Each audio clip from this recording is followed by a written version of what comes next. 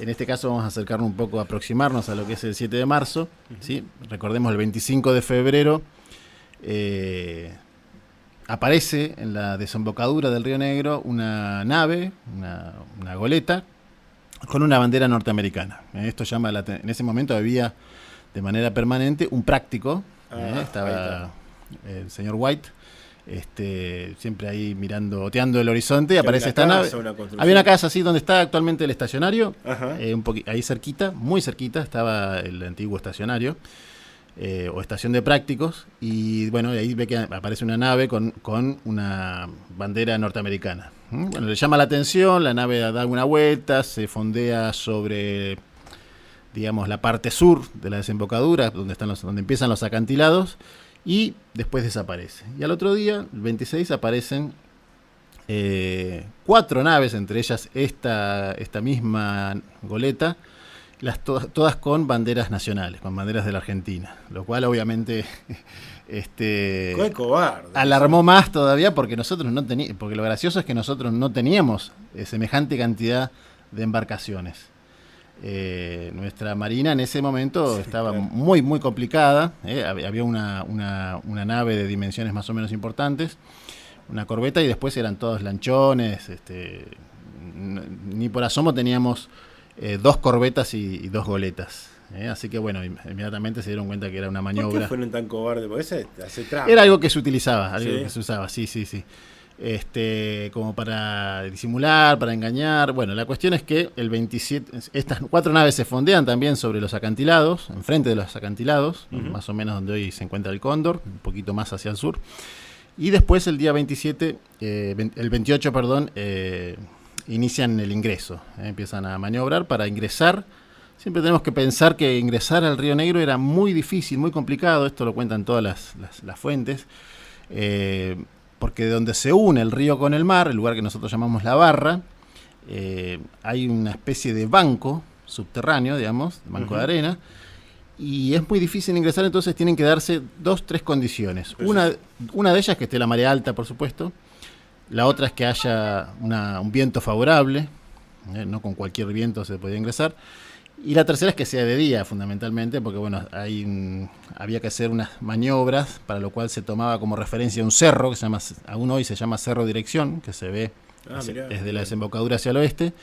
Y bueno, y ahí se entraba. Y había una ventana de oportunidad, es decir, había unos pocos minutos para poder ingresar. Si vos no ingresabas en esos minutos, cuando empieza a bajar la marea, ya digamos, se complica mucho. Y eso es un poco lo que le pasa a una de las naves brasileñas, que es la Duquesa de Goiás, que entra en tercer lugar, y bueno, la atrapa, digamos, el reflujo, como dicen las fuentes, o sea, la empieza a bajar la marea, y no puede pasar, encalla, queda ahí, digamos, varada sobre un banco de arena, y bueno, con el correr de las horas empieza a escorarse, a ponerse de costado, y ahí se termina hundiendo. ¿Sí? ¿Esta información era conocida por todos en ese momento? O sea, que tenía esa ventanita para entrar, o si no tenías tanta información podías... Más o menos, no era tan... Obviamente, por eso había un práctico en la desembocadura, que era el que se encargaba de entrar a las embarcaciones. O sea, venía un buque de cualquier nacionalidad al puerto de Patagones, un buque norteamericano, británico, francés, o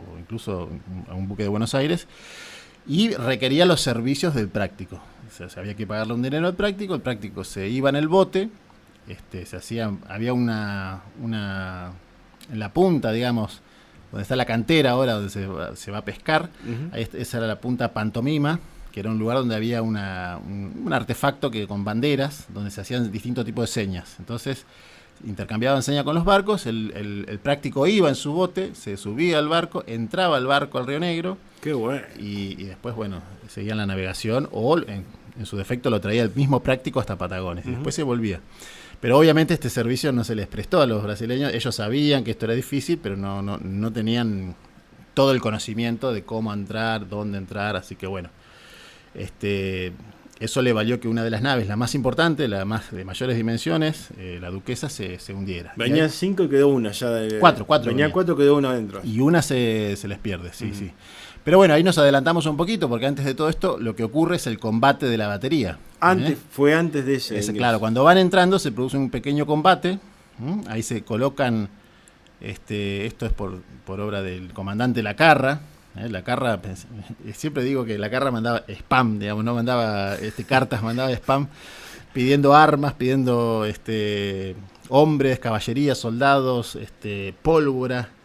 Bueno, de todo pedía el pobre Lacarra, pero ya obviamente no tenía repercusión, ¿sí?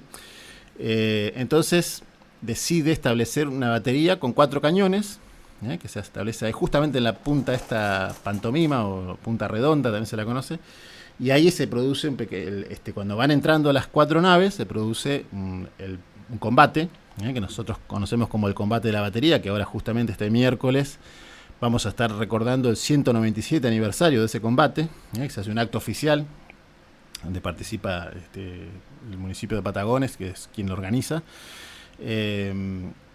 Y bueno, ahí vamos a estar recordando ese acto, que en ese acto mueren defendiendo, son los primeros 3 héroes argentinos que mueren defendiendo la soberanía argentina en la Patagonia. Mirá. ¿Sí? E incluso, lamentablemente, conocemos el nombre de uno de ellos y los otros 2, hasta hoy no sabemos cómo se llamaban. Pero sí sabemos que ofrendaron su vida en defensa de la libertad, digamos. 4 cañones, ¿cuántas personas? ¿Cuántos soldados había ahí? El piquete en realidad había un montón de soldados, pero la artillería estaba manejado por una pequeña compañía de 50 hombres. Bien, bastante. Sí. Pero también estaban los gauchos de Molina, que estaban sobre los médanos, un poco alejados, viendo toda la situación por si desembarcaban las fuerzas invasoras en ese momento.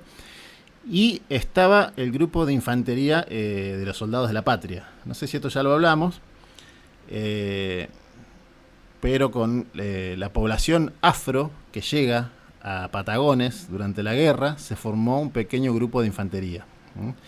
104 hombres, obviamente eran todos, en su gran mayoría eran lo que se llamaba, estaban los negros ladinos y los negros bozales. Así lo dice la fuente, no es que...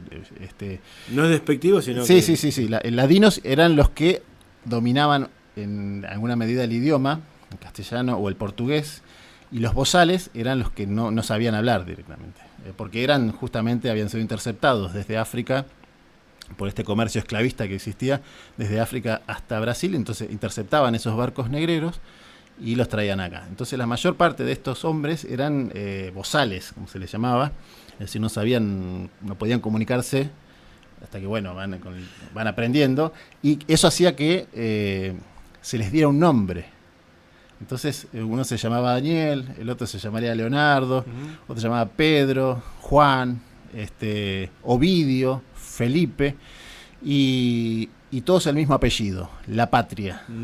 104 hombres apellidados de la misma manera, La Patria. Y bueno, estos 104 hombres están también en la desembocadura, preparados para entrar en combate si era necesario. Bueno, pero había una fuerza, sí, no sé si para bancarla toda, pero por lo menos para hacer ruido. Porque lo que se temía era que desembarcaran, lo cual no ocurre en ese momento, ocurre un poco después.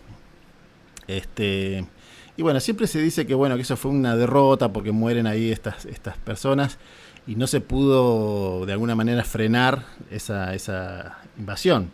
Pero consideremos que la batería tenía 4 cañones y las 4 naves en total tenían 52 cañones. Entonces era una diferencia. Una proporción era terrible. Abismal. Y a nadie se le podía pasar por la cabeza que con 4 cañones iba a frenar una invasión de esas características.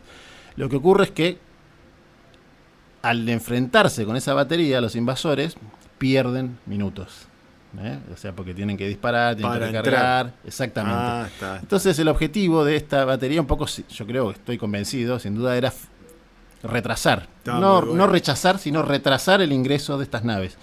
¿Qué es lo que termina ocurriendo en el caso de la Duquesa? Entra tarde y se hunde. Y la Duquesa pierde alrededor de 40 tripulantes. Entonces termina siendo una victoria táctica. Exactamente, que se ahogan en la desembocadura. Bueno, cuentan alguna fuente oral que es las víctimas de ese naufragio, digamos, después el agua las traía lo que hoy es la baliza, y las aves de rapiña se alimentaban de esas personas. Pero bueno, las otras 3 naves siguen avanzando, se redistribuye la tripulación de la Duquesa de Goiás, y siguen avanzando muy lentamente porque, de vuelta, no sabían por dónde había que avanzar en el río. Recordemos que el río es ancho, sobre todo cerca de la desembocadura se vuelve mucho más, más ancho que a esta altura donde estamos nosotros ahora, pero tiene un canal navegable. Y que hay que saber muy bien por dónde va el canal navegable para seguirlo. Y además ese canal no va siempre por el mismo lugar, o sea, por el norte o por el sur, sino que va zigzagueando.